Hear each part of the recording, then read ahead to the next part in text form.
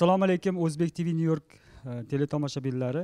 Bahor ayami konserti dasturining bosh prodyuseri O'zbekistonda xizmat ko'rsatgan artist Gulshon Qurbonboyeva va shu konsert qatnashchisi O'zbekistonda xizmat ko'rsatgan artist Samandor Hamroqulov bilan o'tiribmiz. Assalomu alaykum.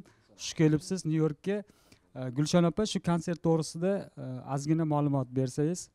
Я просто хочу перед вами извиниться, принести свои извинения, потому что концерт уже дважды откладывался. И откладывался он по техническим причинам, по причинам визы, по причинам того, что Обытак я ногу сломал, по причинам того, что наши артисты все были заняты на концертах, Навруз bayramlari. Katta kollektiv bo'lgani uchun hammani to'plab bir vaqtga, soatga yig'ib olib kela olmayapman. O'shaning uchun ming bor uzr. Xudo xolasa shuncha harakat qildik.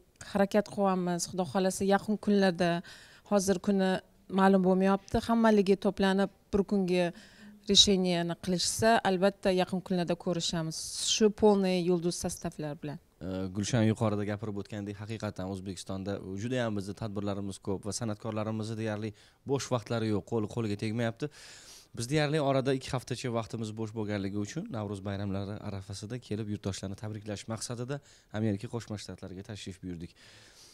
Nasib etsa albatta kayfiyatni tushirish kerak emas, chunki san'atkorlarimiz o'zlari intiqlik bilan bu yerga kelib vatandoshlarni xursand qilish maqsadida hammalari va zo'r konsert, juda ham chiroyli konsert bo'ladi albatta. Aynan shu konsert uchun yozilgan qo'shiqlar bor studiyada. Aynan mana shu konsert uchun qilingan tayyorgarliklar.